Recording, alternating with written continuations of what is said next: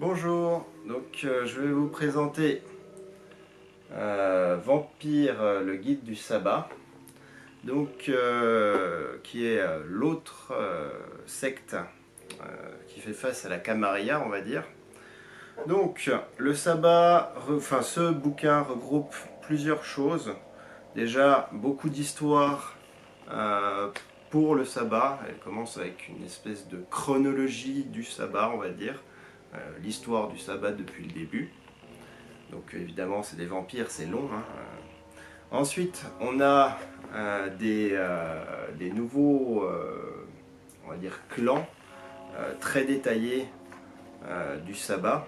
Donc ce qu'on appelle les anti-tribus. En gros les mêmes clans que la Camarilla, sauf qu'ils sont anti-tribus comme on appelle ça. Et d'autres, des gens qu'on n'a jamais vus nulle part et qui existent que dans le sabbat. Donc ça peut être sympa.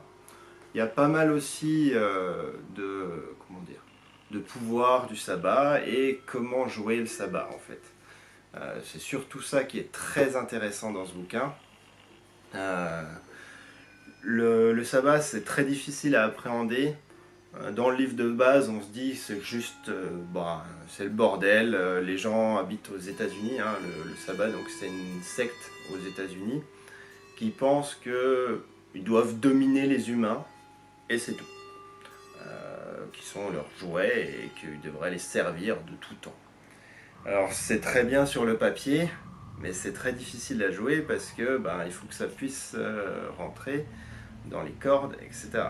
Et pour finir, on comprend vite que le sabbat, il aime bien quand même un peu rester planqué et il y a des luttes de pouvoir énormes pour arriver donc au pouvoir et pour être le maître vampire du coin. Et pour ça, ils sont pas très puissants pour finir. Et ça les empêche en gros de conquérir le monde. Et puis c'est déjà pas si mal. Merci beaucoup.